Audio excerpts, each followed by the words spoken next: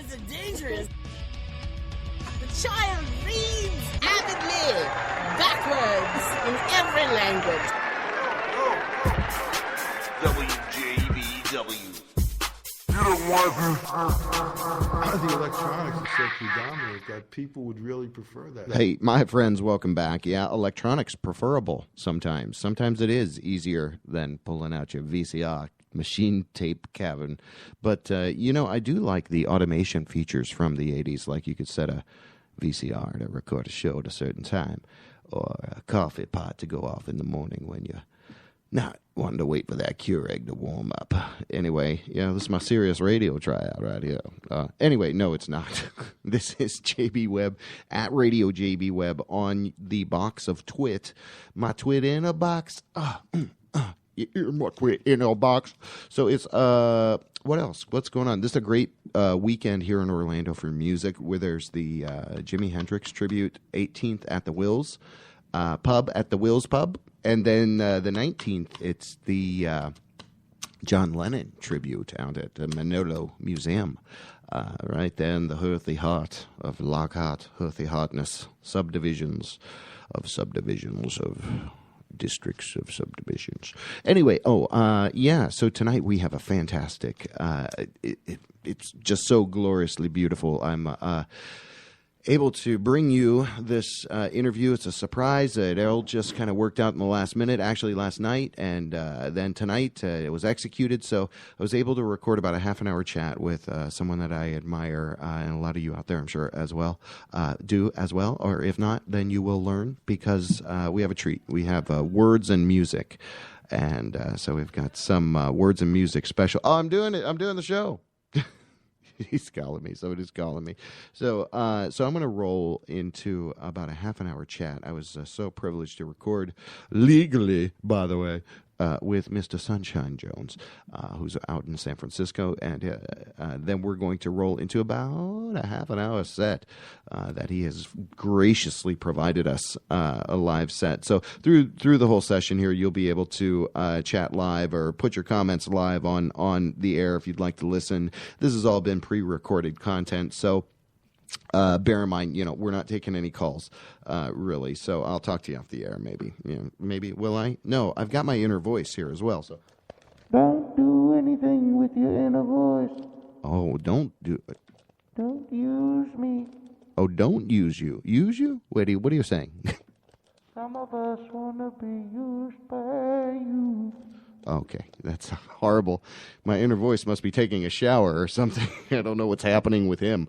So, at any rate, let me roll right into the Sunshine Jones interview I was able to capture. I appreciate you guys hanging out with us and the impromptu nature of this particular episode, but it will be worth it, and you will enjoy this great conversation I was able to capture with the one and only legendary, honorary local legend, Sunshine Jones. So please enjoy. Hey, what's up, my friends? Welcome back. I am JB Webb, and I am so ecstatic. I am energized. I am getting enigmatic through proxy. I have just so excited to get this. I've been working to get this interview for a little while, and I'm going to dub him a local legend, even though he's not even from here. I just want to get the legend in there. I am so happy and proud to introduce to you folks. Welcome me. Join me as we welcome the one and only Mr. Sunshine Jones.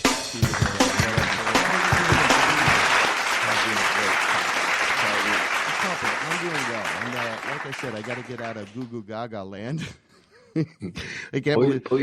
Pull yourself together. I know. Pull myself. What's wrong with me?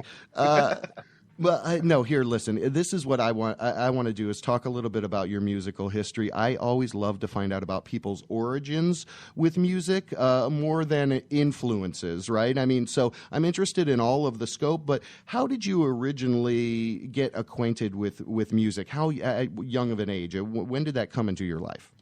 No, I've loved music as far back as I can remember. I knew I wanted to make music, when I was maybe 4 or 5. Okay. I started jumping up and down on the bed with the hairbrush, mouthing the words to my brother's 45s. And and I broke the bed, and I broke the hairbrush, and I broke a couple of his 45s. Okay. And so I moved upstairs to the piano, and I wrote Ah. my first song when I was 5. Really? I could play it for you now. Oh, that's incredible. That's incredible. So what was the name of the song? It was actually called Stupid Little Thing. Stupid Little Thing. I love it. Is it out there in the... No, it's a variation on Chopsticks. Ah, okay. I got you. All right. So very nice. Do you have a keyboard in front of you now? Wait a second. It's across the room. Oh, okay. Don't worry about that. Hey, so so you started at a very young age. You knew kind of right away, music is my thing. It's what I want to do. You had a proclivity for it, as it were. My grandfather was a really beautiful man. He was a very humble fella, and he played the guitar, missing a couple of fingers, and he was just fantastic at the guitar. And his favorite band was the Ink Spots. Okay. And so we would lay on his living room floor, and he would play the Ink Spots for us, and it was like being teleported into like some sort of firefly-filled field. And I love it. it was magic. And I think in the back of my mind, I always wanted to be like my grandfather. Oh, that's incredible. And so to watch him pick up the guitar and just play the way he finger picked and the way he brought multiple melodies, and then he could sing, and it was just really amazing. I wanted to do that. Yeah, no, I can see how that would be really fascinating and like a moth to a flame, almost. Right? Yep. Well, and nobody else in my family, absolutely no. My brother has some sort of talent for the clarinet. Okay. But my sisters, when they sing, you ask them to stop.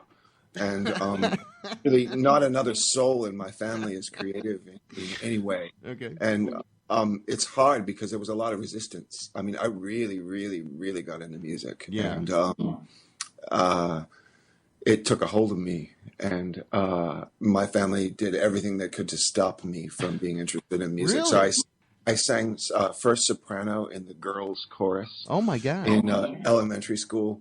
And then I was in band and in jazz band. My first instrument was the trumpet, and I learned 11 instruments, and I sang like crazy, and everyone was against me being a musician.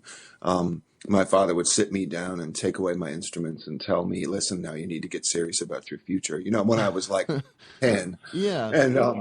And I think that my tenacity and my stubbornness and my sort of refusal to deviate from the path of music has a lot more to do with my family's resistance to my interest in it and my natural sort of talent for it than anything.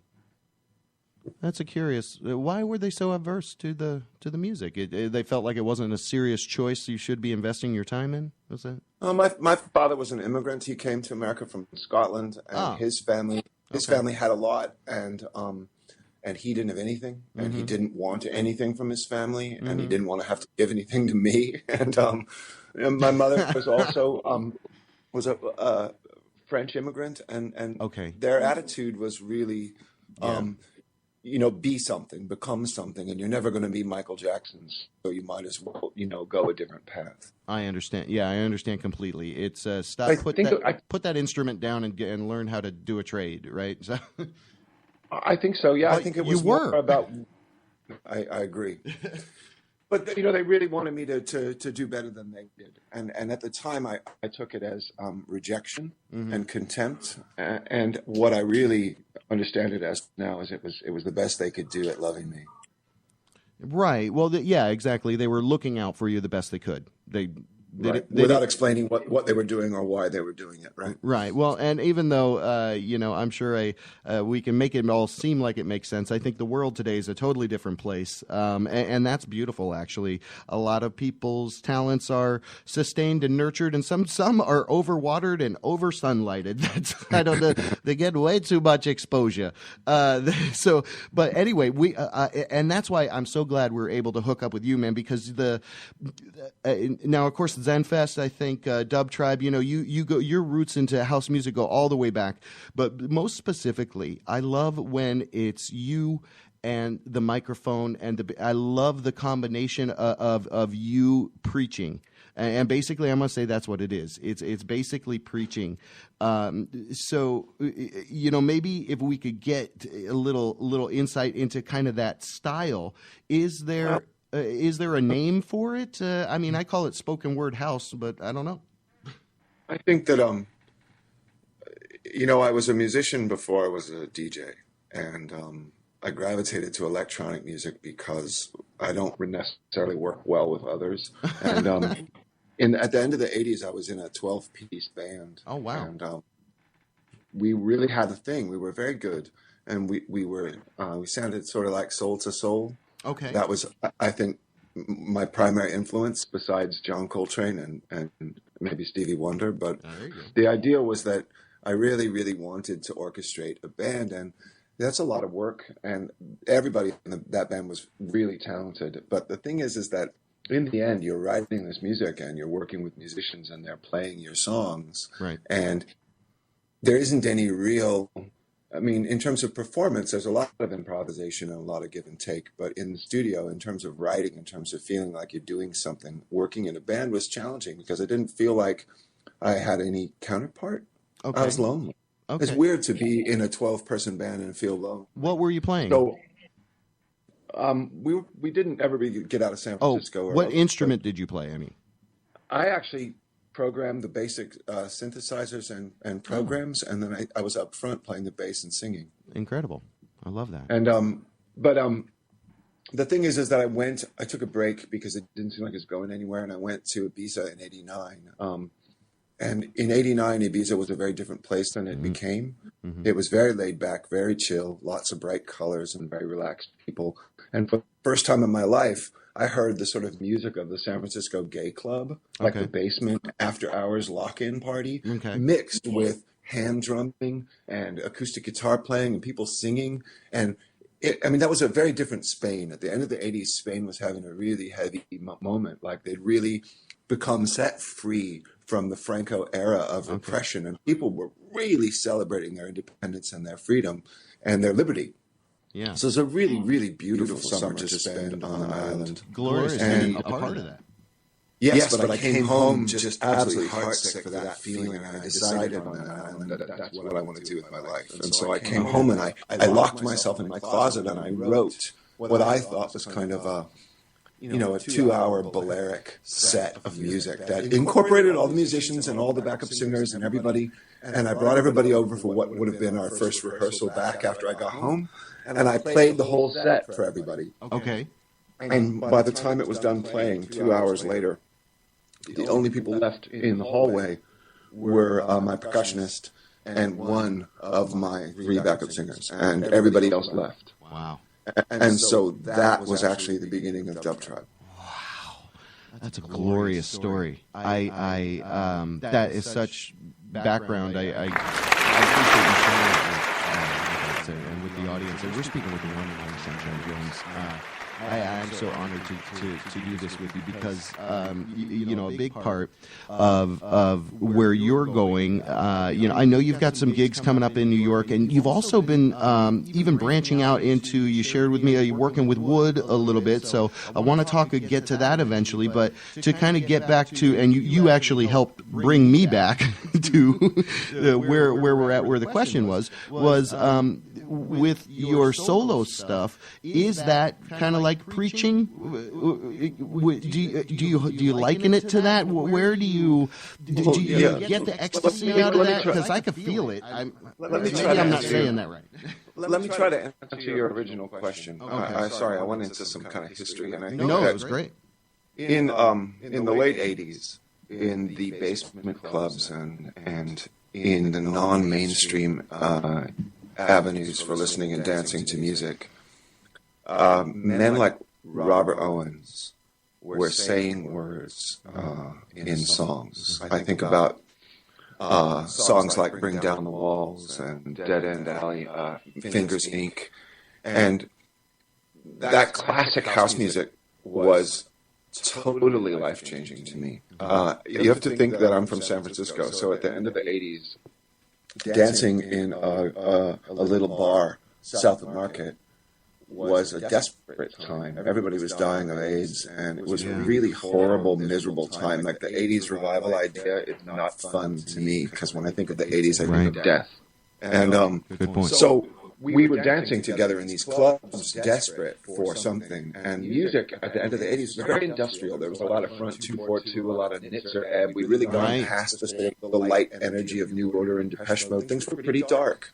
And so to hear this sort of 303 and the 707 kick drum and Marshall Jefferson's piano playing and Joe Smooth's vocals brought about this kind of euphoria, this kind of hope, this kind of unity that I'd never experienced before in my life at all for anything. And then to hear Robert Owens saying, you know, we're going to put our whole natural grippers into this and we're going to bring down the walls. It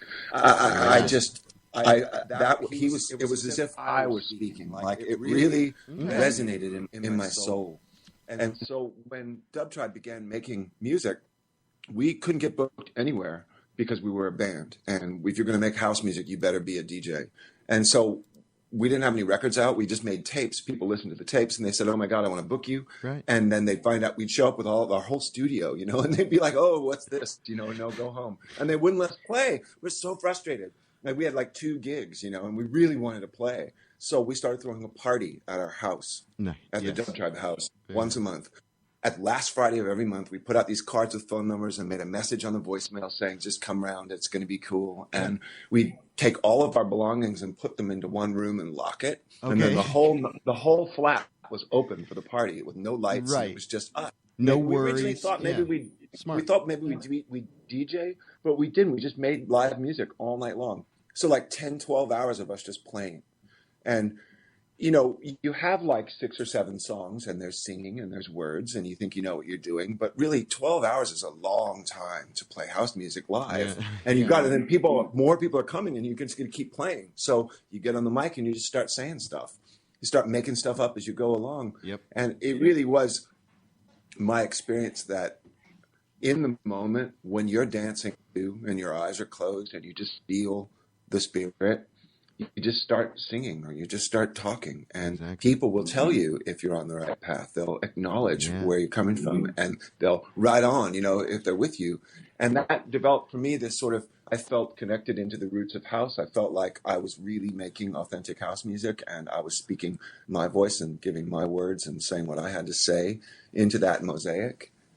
And that's where that was born. It was just born out of trial and error and imitation and naivety and excitement.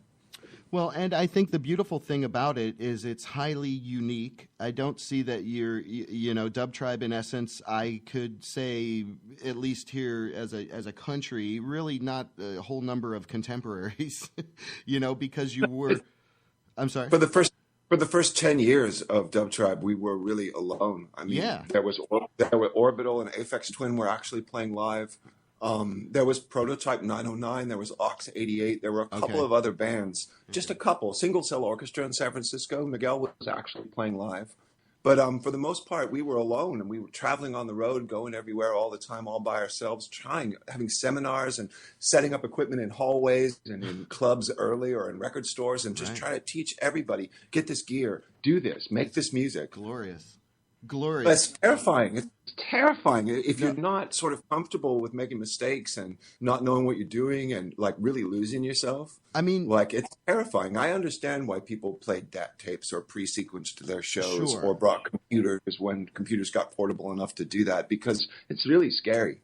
Yeah, that's a great point. That's a great point. And I mean, you know, being 1,000 years away from it, not so much, or, you know, being further away from it in time, do you see it as a good, almost like better than any college in the world? Well, I don't know if I went to college twice and I have 2 degrees and I'm really glad that I did that. Yeah. I studied art and then I studied literature and I almost went to Yale and became a professor. But I didn't. Really? I decided instead to take a record contract and follow up on Dub Tribe. But I think that that traveling with equipment and performing live, I mean, it's like the way my voice was born. You know, I found my voice in a warehouse, and Dub Tribe are best experienced in a warehouse. And it's the best thing about house music is it's something to do. I mean, I think that house music really isn't for everybody. I know that electronica and EDM and dubstep have made a lot of progress in terms of commercialness. Right. But for me, what this music really is, in essence, is something to do. It's the gathering of the people. It's not. I really still subscribe to the idea that every dancer on the dance floor is a star, and that I'm just a vessel. Something's moving through me, and I want it to move through me, and I'm glad that it moves through me and doesn't stop with me, because that would be kind of an ego hell I'm not interested in. Right. I really feel like the energy we move through a warehouse or a nightclub or a basement or a field or a beach is sort of life-changing, and it's world-changing. And I don't think it has anything to do with drugs, and I don't think it has anything to do with frequency. I think it has everything to do with willingness and intention and love and energy. There you go. And call me a hippie, and a lot of people have, but really in my soul, I'm a punk rocker. And I really feel that, like, when the people get together with a like mind and take action, we've already changed the world. There's no future world to change. There's nobody that's going to come along and do anything. Right. And, you need a cheerleader. You need someone to chant or to form the words or to say the things that everyone feels. And really, I never wanted that to be me.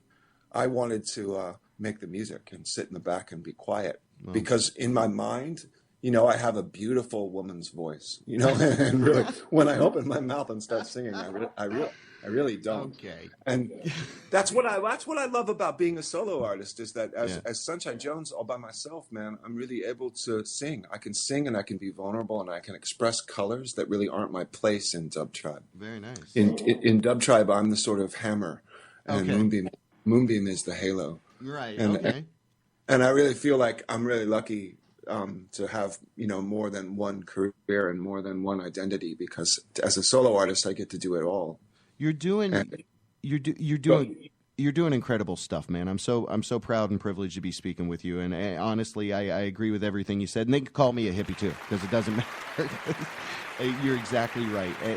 And I'm so honored to be putting this out there that you are literally a pillar, a father figure in this whole genre, if you will. So thank you for doing that. Thank you for all of those hard years of going through hard times and figuring stuff out. But you have, and let me hold on. Let me put my Machiavelli tongue back in there for a second. Let me get this right. You're still touring around a little bit here and there. I think you're going up north. Doing some dates up there, and then you have been creating stuff with wood. So can we hit those two? Let's talk about what's happening next. I mean, what's going on right now is tonight in San Francisco, I'm going to play my last planned DJ gig. Okay. I've been, for the last 5-10 years, I've been doing what I call a live DJ set, where I bring music I love, music I made, objects that make sounds, and a microphone. And I sort of collaborate and create a kind of a mosaic. And it's really beautiful. It's fun. It's what I did at Sandwich Bar. And it's been really fun. I think that sort of embracing digital arts at first was very thrilling and very exciting. It made DJing and made mixing really fun again. And I really had a good time doing it. Yeah. I watched a lot of people get really angry about digital mixing. And I thought that was funny, because I'd been so angry about MP3s and CDs. I watched my vinyl business just fall apart and go to ashes and dust. And I was really angry too, but I got over it. I embraced it. If you can't beat them, join them. Come see. They might have a point. Vinyl's on the comeback though, right? It is now. Yeah. But here's where I am now, is after all that sort of exploration and extrapolation of modern technology, I find I just don't take my inspiration from the computer anymore. Okay. It isn't where I want to be. It isn't what I want to do. And so I've been working for the last year. I got robbed. I was leaving town to go finish. I was going to finish my solo album and to work on some pre-production for the new Dub Tribe album out in Death Valley.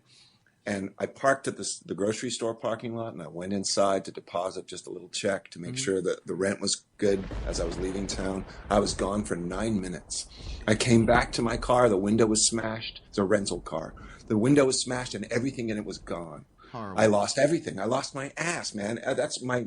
I had a room in my house full of vinyl, and I digitized those records myself, and then I gave the records away. So there was no way that music was ever coming back to me. It was just gone. And I thought, oh my God, I'm ruined. My life is, I went into it was like wind shear. I just went into complete heart failure. And some people got together and they were so sweet. They raised a little money. a friend of mine offered to sort of bankroll me, and I was just like, wait.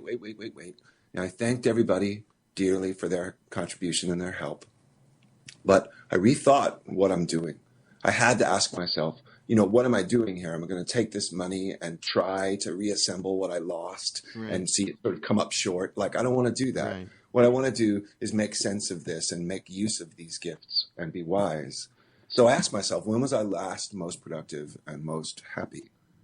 And really, the honest answer to that question was when I was playing live. Like Dub Tribe, 2 MMT8s, a couple of samplers, a couple of drum machines, a 303 and an SH101, and just fucking killing it. Yeah. Like, that's when I was most inspired. Now, you can't really go back, and I don't want to go back, but these are inspirational times, my friend. Yeah. They're making smallest, most interesting devices that make the most interesting sounds right now, whether it's modular or portable or Groovebox or Workstation, it's on. So I looked around and I purchased a few simple things and I plugged them in and I started to organize them. And I'm sitting here right now staring at what is my new live rig. And it fits into 2 bags, and it gets carry-on the airplane, and I'm going to be able to play. That's glory right there. Yeah, that's glory right there. I'm so excited. I want to do it tonight, but I'm not going to do it tonight. I'm not going to do it until I have an art opening in mid-January in San Francisco at the Design Center. Oh, wow. I'm showing over 400 of my prints, and then a dozen or so of my large format prints, and then I'm going to play my first all 100% live, nothing pre-sequenced, nothing pre-recorded, all live electronic set in 10 years. And I'm not going to do that until it's time to do that. And I'm going to be doing that at the art. I'll send you an invitation if you want to come. That's incredible. I've never been out to San Francisco, but I am jealous of that. That event sounds incredible. And yes, invite me, please. I'll see if I can make that happen. I promise I will. My wife so the idea is that as I'm setting up these new synthesizers and new modular boxes is they don't stack up very well, and the bass on the table vibrates them and it hurts them. Yeah. And so what am I going to do? So I talked to my friend Christopher. He's got a wood shop, and so I rented out the wood shop and we cut up some salvaged California oak. Nice. And we got some locally milled stainless steel and hand cut them into little slugs. Okay. And we made a beautiful synthesizer stand for the new Roland Boutique synths. It's a 3-tier modular that stacks up, or it breaks up into 3 separate stands. Incredible. Also made a stand for the sequencer. And then we started making cheeks for the sides of my modular or more delicate equipment so that it can stand up off the table and not vibrate. Smart. So this is straight up Sunshine Jones gear for DJs. For electronic musicians and live performers in nightclubs where there's decent bass vibrating, that's incredible. Designed and made by me, handcrafted. Do you get no child workers? I'm imagining, right? No, it's all made by me and Christopher. I'm just joking. Nobody else. Somebody's laughing. I hope. All right. It's tough though because it takes 12 hours to make each stand, so we have to charge $200 for the. I think it is. I think it's fair. Do you sign it? There are a lot of less expensive stands out there. So if that's out of your price range, you should send me an email and work with me. And I'll try to boil down the cost and hook you up because we're only making 25 of each. Okay. And that's it. Where do can people go online, or is it like just a straight kind of a speakeasy hookup on this? Well, I expect the way they're selling, they'll probably be gone before anybody hears about it. Okay. But the idea is if you want more information, go to my website, go to sunshine-jones.com and click nonfiction. And you'll see it in there. Also, just go to Treehouse Music. Just go to treehousemusic.com and it's right in there. Beautiful, beautiful. The one and only Sunshine Jones. You really you did a great job there. You answered all the questions, and now it's back to me. You did a great job. That's incredible. My friend, I am so honored and privileged that you have spent some time with me and my audience by proxy. I love what you do. I endorse 100% that if you're just checking out, just becoming familiar. Now, we have some autonomy graciously provided from Mr. Sunshine Jones to play some music, so we're going to do just that. And you can hang with us. Go to Go to WJBWnetworks.com to find out everything more about what we do. We have a philanthropic effort where we play people's original music, and basically that's what we're going to do here with Mr. Sunshine Jones. So what kind of things haven't you done that you want to do? You know? Well, 2 years ago, I put some Post-it notes on the wall of my studio. And one of them had a little design with some equipment on it. And then I wrote on it, play live no matter what. And then I put another Post-it note up, and then it had a bunch of images and some handmade looking glasses. Okay. And it said, have an art show. Ah. And so it's happening. And then next to that, the third Post-it note said, new Dub Tribe album. Oh, that's... And about a year ago, I took them down off the wall because they were making me sad because none of that stuff was happening. Right. And so I tore them up and I threw them away. And what's really funny is that literally exactly 1 year later to the day of me tearing the Post-its up and throwing them away, I have my first art installation in the middle of January. Yeah. And I have my live rig sitting in front of me, and Dub Tribe are back playing at least once a month, and we're working on a new album. That's remarkable.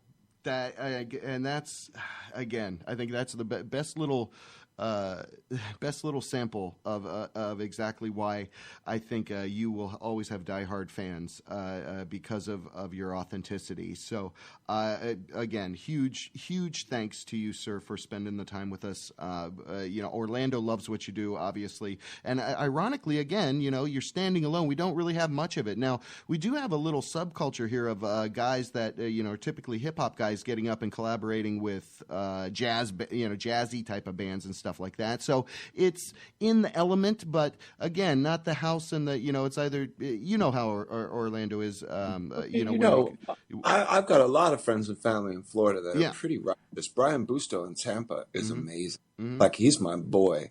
And there's also Chang. Chang is my hero. Do you know Chang? I know Busto, but I do not know Chang. And Chang had a stroke a few years back, and he's finally getting back onto the turntables.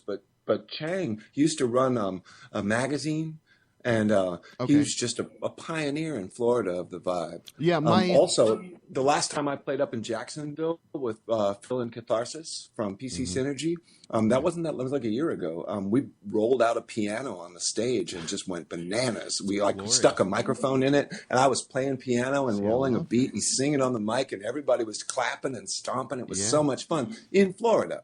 Yeah. And Miami, Miami's always a challenge, because Miami's really fancy. But Dub Tribe are playing at Stash in January in Fort Lauderdale, of all places, and we're going to go throw the fuck down. Incredible. It's going to be We're going to support the hell out of that. Well, then you're going to have to call back in, and we'll talk about that show later. So glorious. That'll be fantastic. Everything is coming into fruition, though.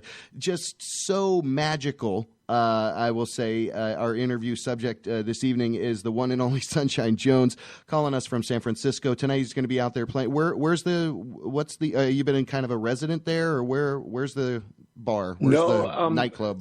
Tonight's gig is at the Top, which is this is actually the first house club in San Francisco to feature Yena and Garth and the Wicked Guys. And it's really, my friend Brad and Jason took it over from the old neighborhood and turned it into a house club in the late 80s.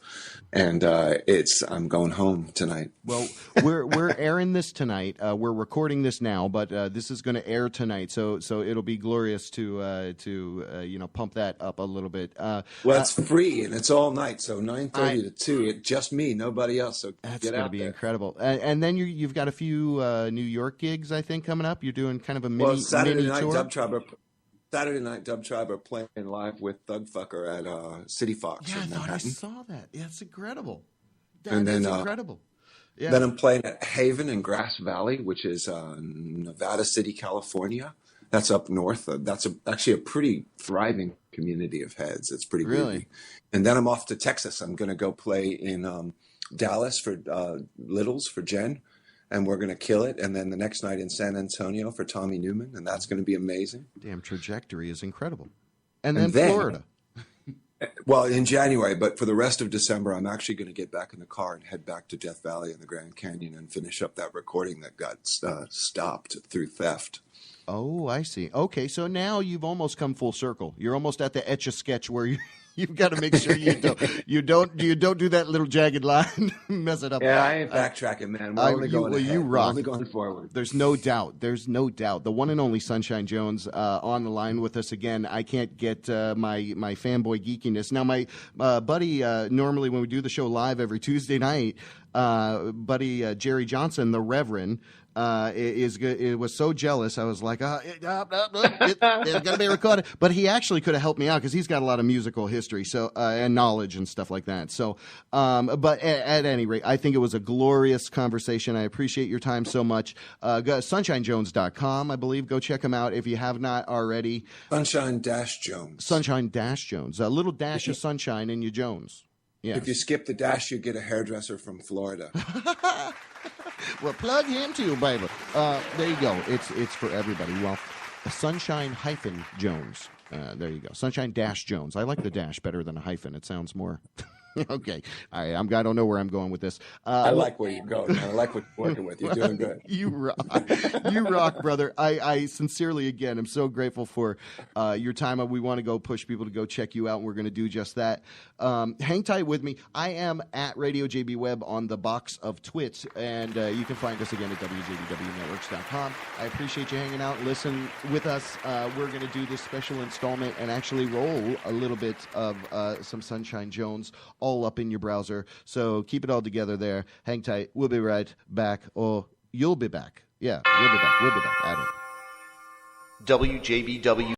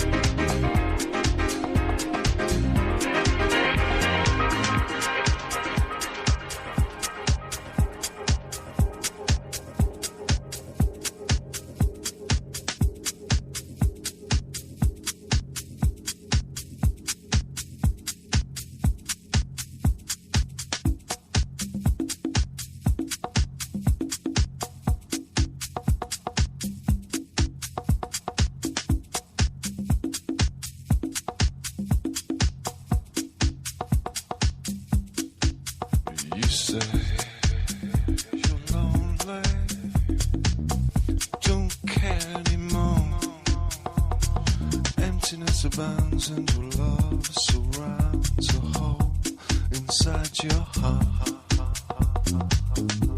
Been feeling so sad, and it's never been this bad before. I don't wanna change the world, I'm not gonna change your mind. I'd only say that if you stay, love is what you find, what you've gone.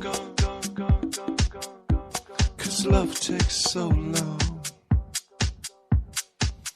You say you're empty, don't feel anymore. Loneliness abounds and the music pounds around and around and around. You're moving way too fast, live like nothing ever lasts. Just keep on pushing. You could be anything you want, you can do anything you feel. Cause love is all around you, but you don't believe it's real. Just be fearless. Oh baby, be fearless. Just come on, do it now.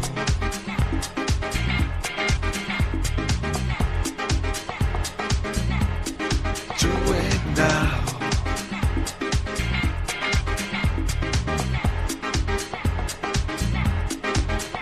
Do it now.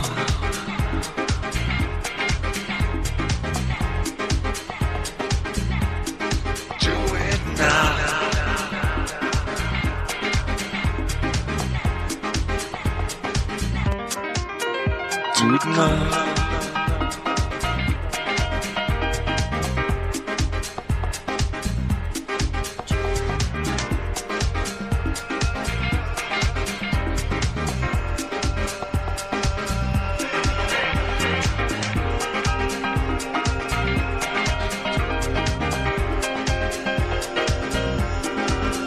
Do it now. Just do it now. Do it now.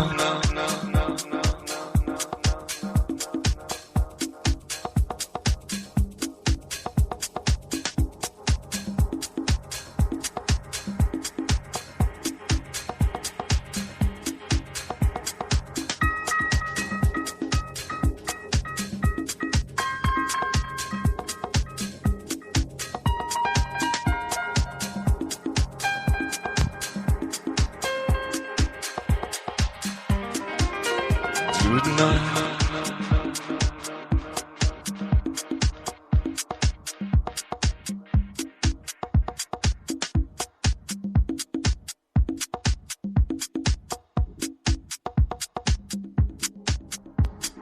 All my life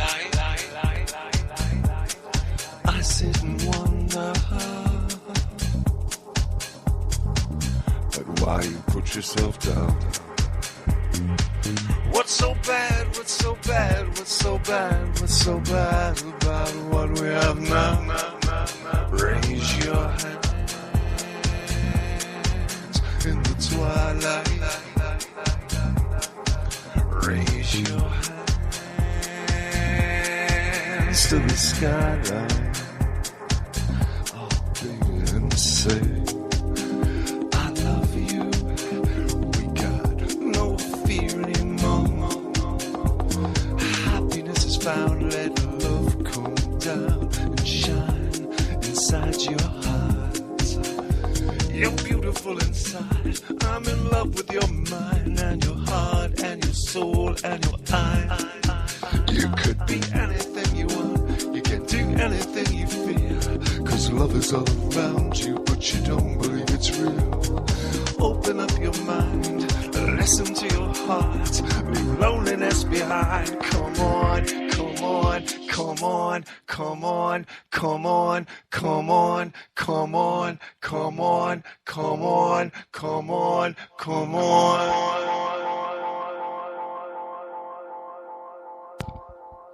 And do it now.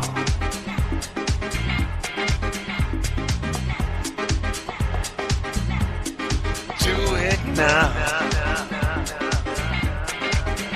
Do it now. Hey, whatever it is, right now. Baby, you don't like your job? Quit it. If you don't like your old man, tell him to fuck off and hit the road. There's no more time. You better open up your mind, open up your heart, open up your hands, open up your mouth, open up your life, and do it right now. The only thing real in this world is love. Everything else is just a fucking hallucination. The only thing real, the only time, right here, right now. Do it right now. Just do it now. Do it now. Do it now.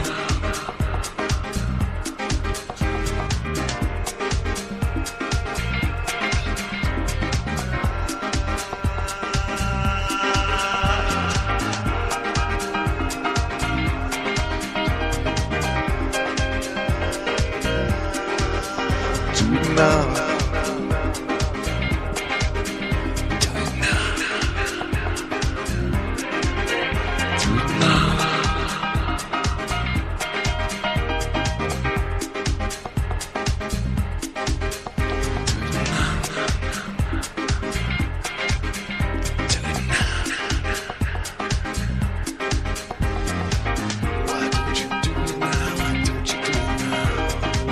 Why don't you do it now?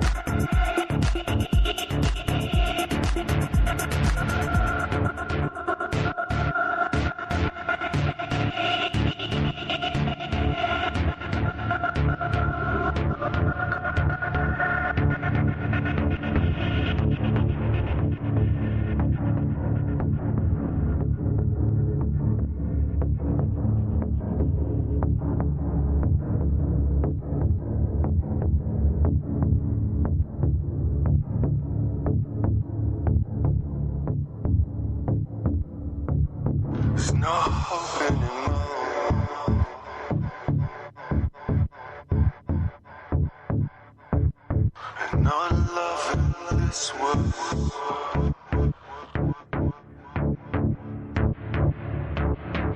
And she asks if I feel something. Yeah, I feel something. Just pull the devil through. Sweet knock on my door. She tell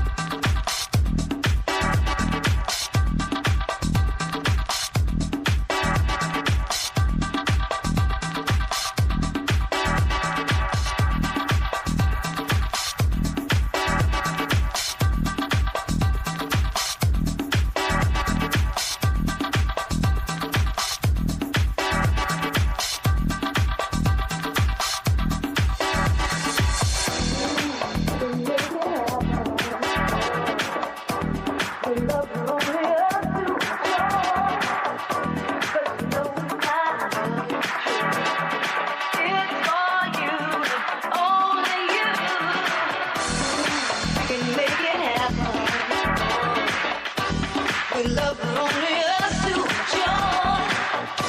'Cause you know my love is true. It's for you, only you. I'll never leave you stranded. I'll never leave you stranded. I'll never leave you stranded.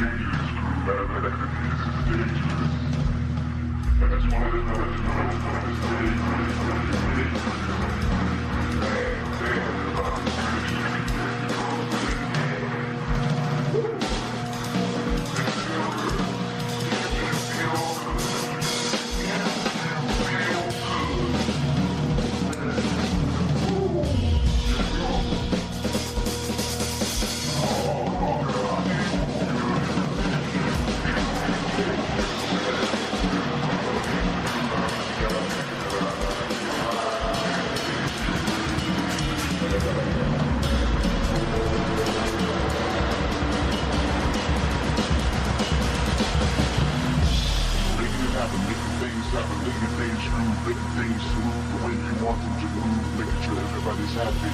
Everybody be happy. Life is just a moment. Enjoy yourself. Groove on now.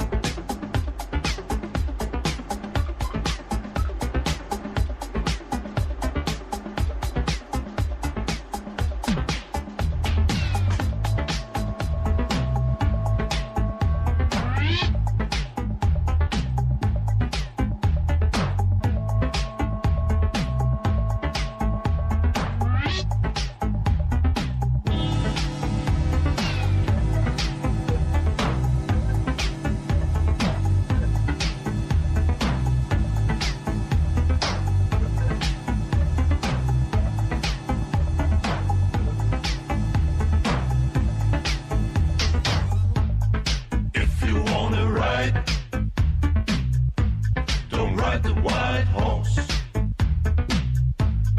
If you wanna ride, don't ride the white horse. White horse,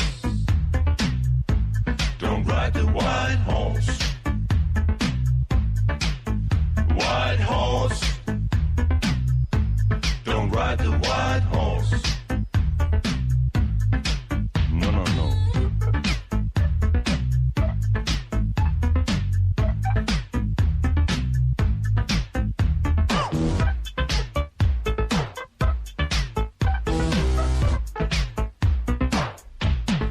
If you wanna ride,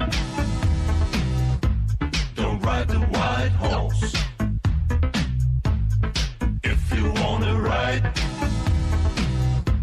don't ride the white horse. If you wanna ride,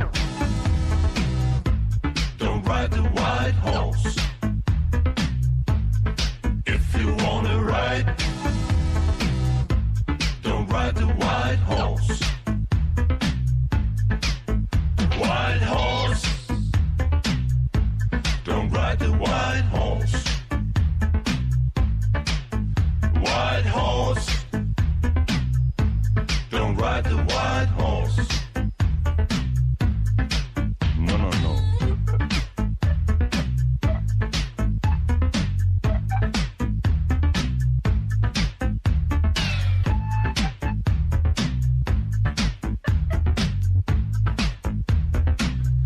If you wanna be rich,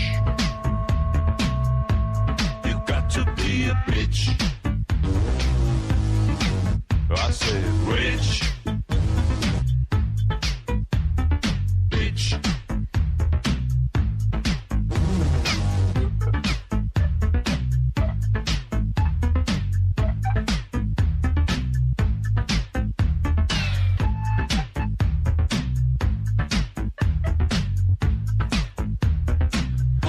If you wanna be rich,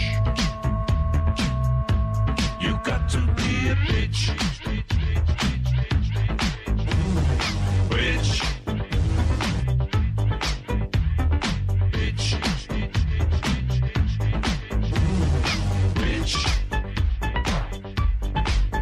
You bitch.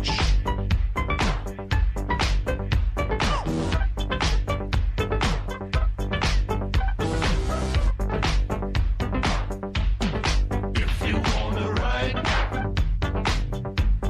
ride the white pony.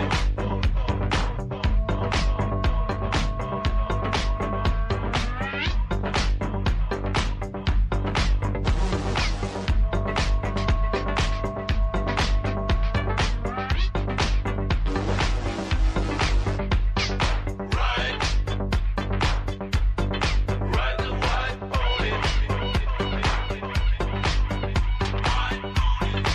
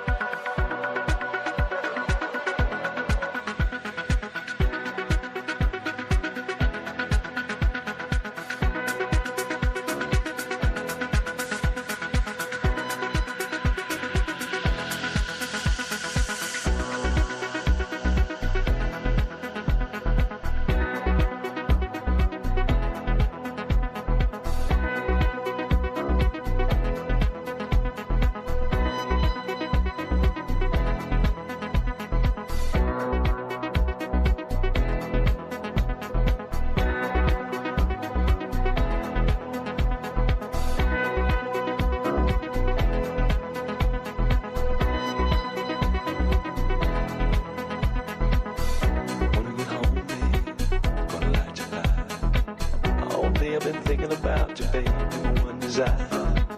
Gonna wrap my arms around you, hold you close to me. Oh, baby, I wanna taste your lips, I wanna be your fantasy. Yeah.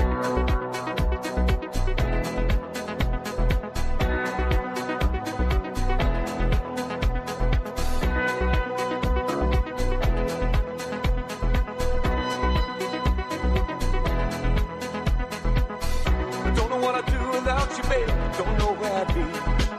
You're not just another lover, no, you're everything to me. Every time I'm with you, baby, I can't believe it's true. When you lay in my arms and you do the things you do, you can see it in my eyes, I can feel it in your touch. You don't have to say a thing, just let me show how much love you, need you, yeah. I wanna kiss you all over again. I wanna kiss you all over again. I wanna kiss you all over till the night closes in. Till the night closes in. I wanna kiss you all over again. I wanna kiss you all over again. I wanna kiss you all over till the night closes in. Till the night closes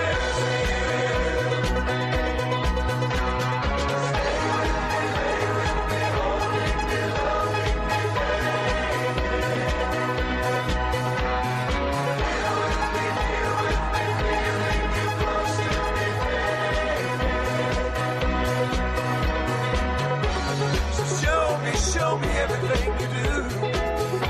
'Cause baby, no one does it quite like you. Love you, need you.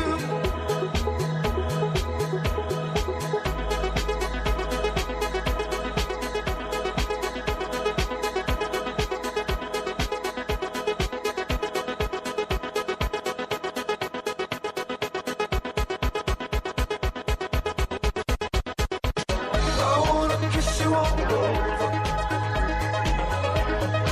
over again.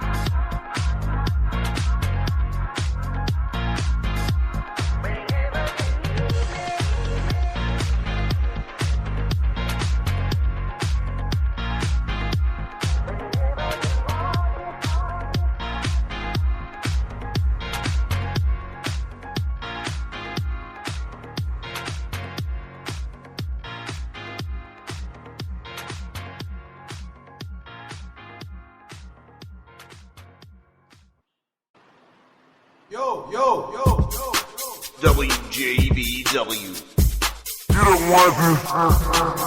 The electronics are so predominant that people would really prefer that.